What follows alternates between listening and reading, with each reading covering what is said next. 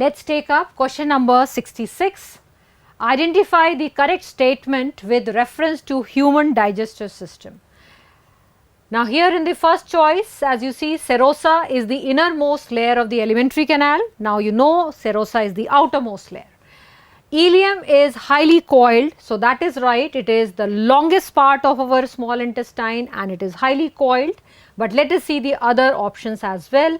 Vermiform appendix arises from duodenum. Now that is wrong, it is in the large intestine from the cecum part, and ileum opens into the cecum, of course, not in the small intestine. It itself is a part of a small intestine. So that means our correct answer is option 2.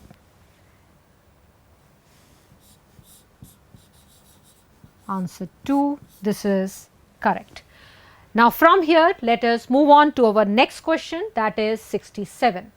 Now in this question you see, in which of the following techniques the embryos are transferred to assist those females who cannot conceive.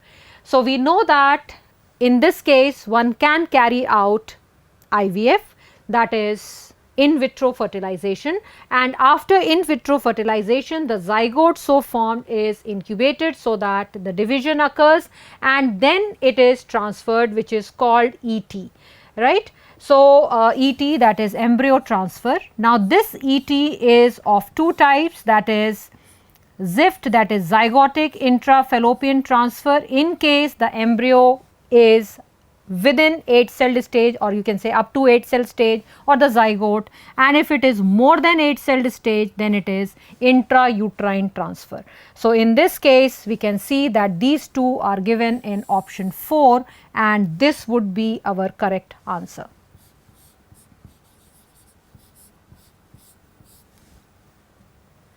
In case of GIFT, of course, the fertilization occurs in vivo within the female's body.